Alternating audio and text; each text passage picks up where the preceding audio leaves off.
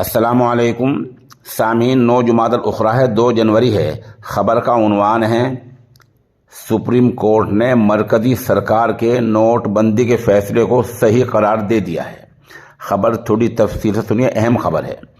Supreme court نے مرکزی سرکار کو بڑی راحت دیتے ہوئے ان تمام عرضیوں کو خارج کر دیا ہے جو نوٹ بندی کے خلاف کورٹ میں داخل کی گئی تھی۔ سپریم کورٹ نے کہا کہ نوٹ بندی کے فیصلے میں کوئی گڑبڑی نظر نہیں آتی ہے اور اس اقتصادی فیصلے کو نہیں پلٹا جا سکتا ہے۔ بتا دیں، مرکزی سرکار نے 2016 میں کالے دھن، بدعنوانی پر روک لگانے کے لیے اچانک نوٹ بندی کا اعلان کیا تھا۔ آج سپریم کورٹ میں اس کے خلاف سنوائی ہوئی ہے۔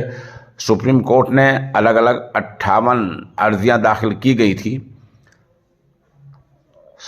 سپریم کورٹ نے ان سب کو خارج کر دیا ہے۔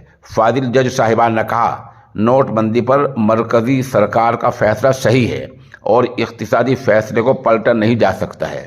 سپریم کورٹ نے مرکزی سرکار کو بڑی راحت دیتے ہوئے ان تمام عرضیوں کو خارج کر دیا اور کہا کہ نوٹ بندی کے فیصلے میں کوئی گڑبڑی نظر نہیں آتی ہے۔ آپ کو پتہ ہی ہے کہ 2016 میں وزیر اعظم نریندر مودی نے 8 نومبر کو رات 8 بجے ملک کو خطاب کرتے ہوئے نوٹ بندی کا اعلان کیا تھا۔ اس وقت فوری طور پر 1000 کا اور 500 کا نوٹ بند کر دیا گیا تھا۔ حزب مخالف اپوزیشن پارٹیوں نے سرکار کو گھیرا تھا، لیکن آج سپریم کورٹ نے مرکزی سرکار کو اس بارے میں کلین چٹ دے دی ہے اور کہا ہے کہ اس میں کوئی گڑبڑی نہیں ہے اور سرکار کا فیصلہ ایک دم صحیح تھا۔